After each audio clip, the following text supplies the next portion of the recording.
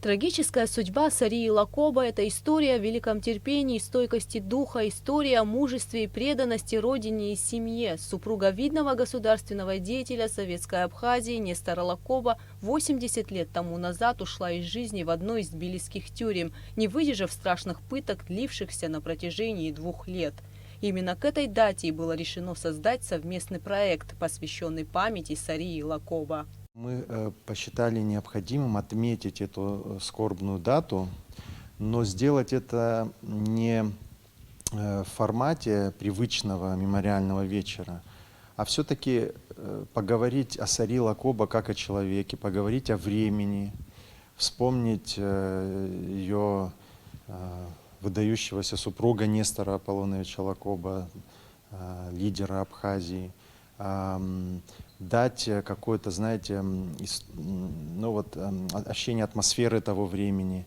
В общем, сделать такой театрально-литературно-документальный вечер. Это будет необычный вечер, в нем примут участие актеры Русдрама. На сцене театра в сочетании с интереснейшими документальными материалами будут показаны самые главные моменты из жизни Сарии Лакоба. Режиссер-постановщик, заслуженный артист Республики Абхазия Джамбул Жардания. Пока занимался этим материалом, это не так много времени, это, может быть, 15-20. Пока я читал все материалы, пока знакомился, пока пытался понять атмосферу того времени, как она появилась, кто она такая, что из себя представлял этот человек. Понимаете, мне вот эти последние дни, ее трагическая судьба на меня лично очень сильно действует. Понимаете, я не могу понять, как это возможно настолько иметь столько силы воли.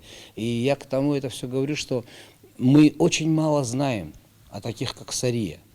И ведь это правда неординарная личность. Это не потому, что она жена Лакоба, и поэтому мы о ней говорим. Дело в том, что она сама по себе оказалась личностью.